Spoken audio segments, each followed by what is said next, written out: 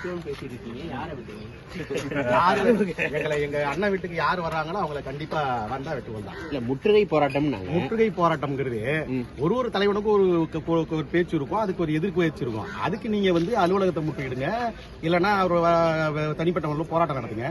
ஒரு வீட்டை முற்றுகையிடுறீங்கன்னா ஸ்டாலின் எவ்வளவு கருத்து முரண் இருக்கு எங்களுக்கு, நாங்க ஸ்டாலின் விட்ட முற்றுகையிட முடியுமா?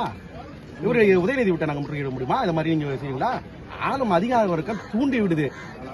ஸ்டாலின் அரசு அண்ணன் சீமானுடைய வளர்ச்சி பொறுக்கல. அதனால என்ன செய்யறாங்க, இந்த வீட்டுக்கு ஒரு குடியிருப்பு பகுதி முற்றுகையிடுங்கிற இப்படி முற்றுகையிட வர சொல்லு. பெரியாரு வீட்டுக்குள்ள வரப்போறதுல, வீட்டு பக்கத்துல வரப்போறதுல ஒரு ஆர்ப்பாட்டம், ஒரு கண்டன ஆர்ப்பாட்டம் ஒரு பதிவு செய்யறதுக்காக பண்றாங்க. அதுக்காக கண்டன ஆர்ப்பாட்டத்தை அனுமதி வாங்கி நீங்க ரோட்ல நின்று நடத்துங்க. சீமான அங்க அண்ணன் சீமான காலம்பூரா பேசிட்டே தான் இருக்கீங்க. இந்த 15 வருஷத்துல நீங்க அண்ணனை பேசாத நாளே இல்ல. பேசிட்டீங்க, கத்துங்க, மீடியாவில் உட்காந்து தான் குலைங்க. அதை விட்டுட்டு நேரடியா நாங்க வீட்டுக்கு வருவோம்னா அவர் தனி மனிதர் இல்ல. 1 கோடி தமிழர்கள் மேல இன்னைக்கு எங்களுக்கு வாக்களிக்க தயாரா இருக்கிறோம். அவங்களுக்கு நாங்க உண்மையா இருக்கணும்னு அண்ணன் நிக்கிறாரு. அண்ணனுக்கு உண்மையா நாங்க இருக்கோம். அந்த கட்டை வச்சிருந்தீங்க, அந்த கட்டை அது நாங்க யாரையும் தாக்கிறதுக்காக இல்ல, எங்க பாதுகாப்புக்காக கட்ட வச்சிருக்கோம். பாதுகாப்புக்காக எங்களை தாக்க வந்தா நாங்க திருப்பி தாக்குவோம். அந்த அளவுக்கு ஒருத்தபல் பீஸ் இல்ல, இருந்தாலும் எங்க பாதுகாப்புக்காக வச்சிருக்க நாங்க யாரையும் அடிக்கிறதுக்காக. முற்றுகையிட வரவங்க நீலப்புலி கட்சியில இருந்து அதே மாதிரி கட்டி வச்சு உட்காந்துருக்காங்க 30 பேரு.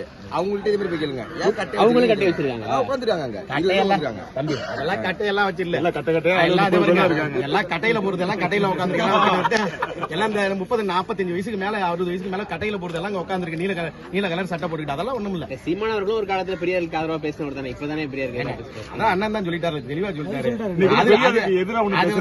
பெரியார் என்ன பேசுறாரு, நான் வகி நடத்துற வகி, நான் இப்ப தப்பா பண்ணிட்டேன், இப்ப நான் மாத்திக்கிட்டேங்கிறாரு. என்னுடைய வகி வேறன்னு சொல்றாருல, அப்புறம் என்ன? நீங்க அங்கிருந்து இங்க எங்க அண்ணன் விட்ட முற்றுகைனா ஒவ்வொரு ஸ்டாலின் விட்ட நாங்க முற்றுகையிடுறோம். அதே போல உதயநிதி ஸ்டாலின் விட்டு நாங்க முற்றுகையிடுறோம். வீட்டுக்கு தான் நம்ம ஏதாவது இருந்தாலும் நாங்களும் தயாராயிட்டோம். ஆமா, நீங்க முற்றுகையிடும்போது நாங்க எதிர்கொள்ளணும் இல்லைங்களா?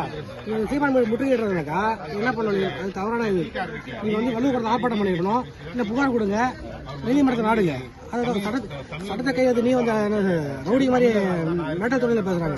இது திமுக அரசு திட்டமிட்டே யார் அந்த சார் அப்புறம் டென்ஷன் இந்த ஆர்ப்பாட்டத்தெல்லாம் மறைக்கிறதுக்காகவும் மடைமாற்றுவதற்காகவும் திட்டமிட்டே செய்ய சரி. இது இன்னைக்கு இந்த பெரியார் கூட வெளிவந்த காரணம் திமுக தான்.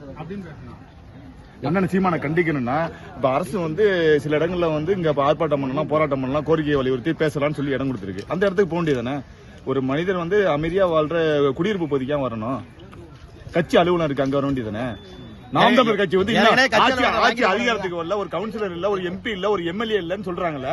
ஏன் நாம் தமிழர் கட்சி பார்த்து இந்த பயம்?